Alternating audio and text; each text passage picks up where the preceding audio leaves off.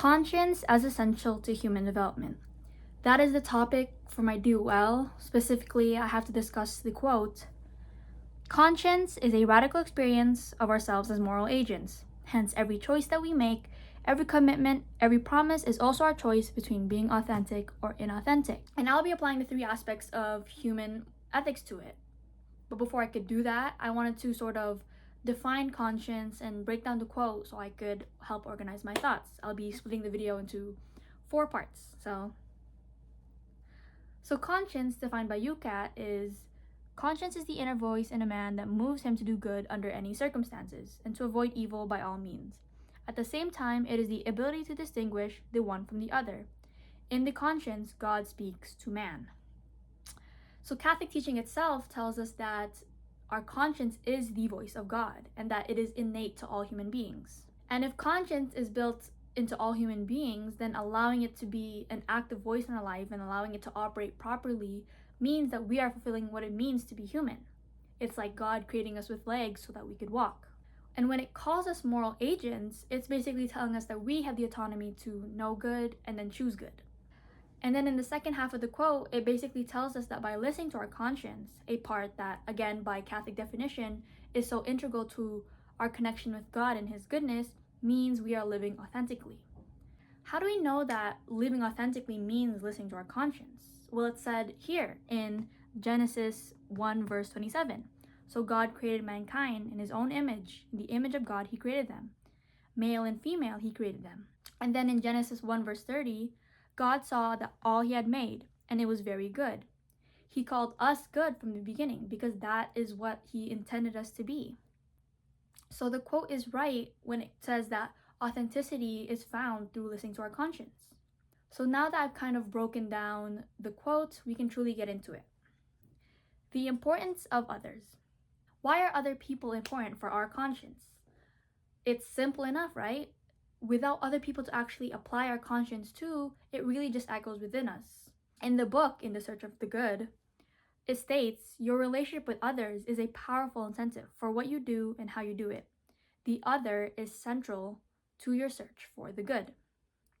That's why in the quote specifically, it uses the pronoun we. Our conscience works towards and for others. The biggest way our conscience takes form is through empathy. This is a large part of Levinas's ethics, where he says that the face of the other calls us to help, calls us to do good. It's a highly relational way of living. But I also think it's a mix of Kant's teaching, which is that goodwill is duty. Ask yourself, where would you be without the people around you?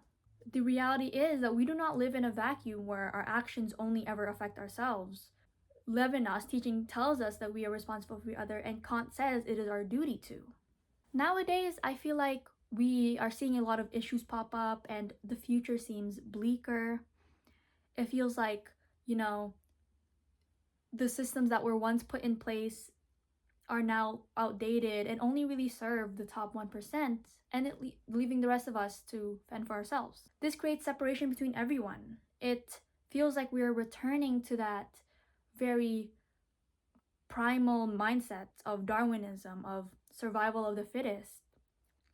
It's especially a culture shock for me, who comes from the Philippines, right? And in the Philippines, we are no strangers to persecution and exploitation.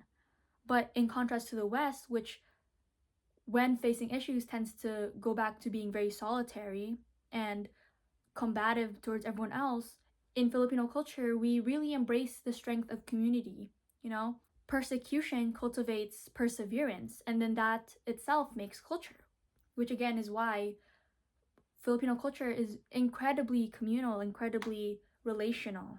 I've experienced firsthand just how much strength you can find in being found in a family, in a community, and relying on others. I think it's also important we know conscience as a capacity, that we as humans were made in the image of goodness.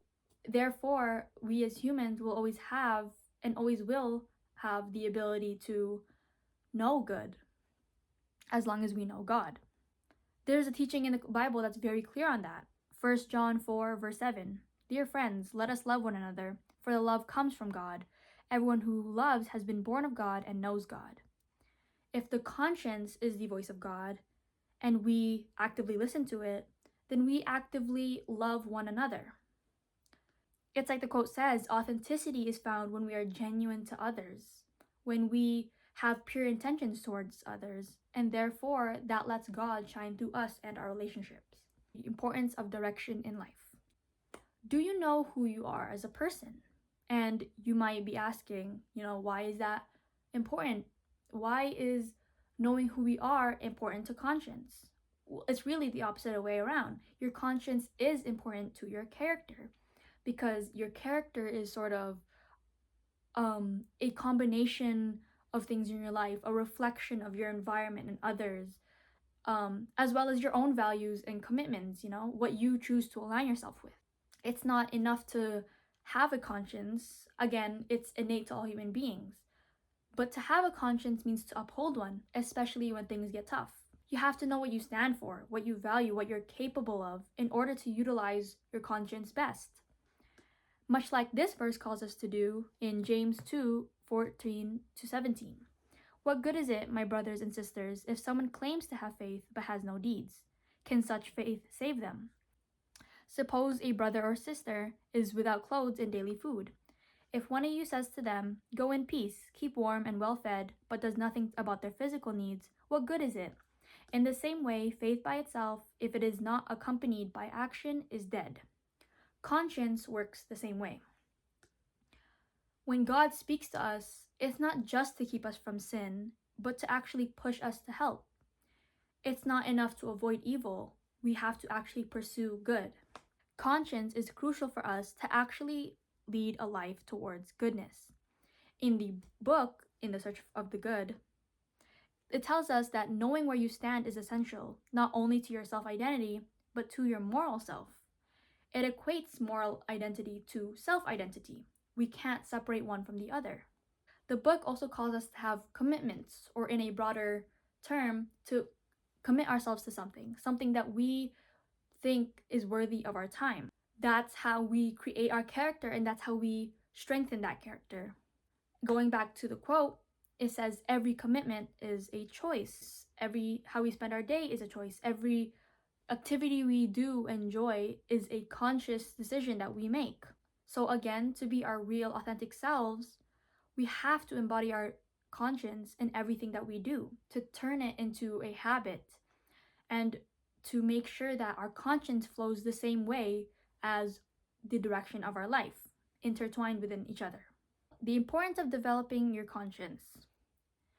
Although I mentioned in the beginning that conscience is innate, and at its core is simply a voice that sways you towards good, it's also a voice that your brain can easily manipulate, can easily ignore for the sake of your own wants. So many times we view conscience as nothing but a nuisance, a roadblock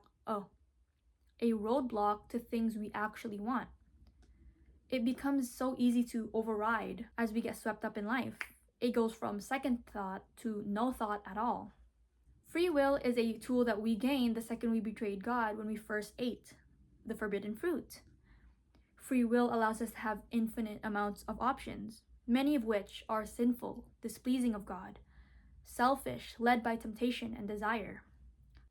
Conscience is what's left of God's direct help, and is exactly why the quote calls it a radical experience. It's almost like an intervention from God right before we sin. That's not the only challenge it comes to developing our conscience. Like I said, it can often be manipulated in order to fit our wants.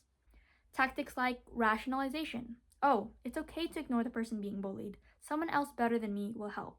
And trivialization. It's not a big deal to lie about this. It won't hurt anyone. Those are things that turn our conscience to a misinformed one. This is discussed directly in Catechism 1792. Ignorance of Christ and his gospel, bad example given by others, enslavement to one's passions, assertion of a mistaken notion of autonomy of conscience, rejection of the church's authority and teaching, lack of conversion and of charity, these can be at the source of errors of judgment and moral conduct.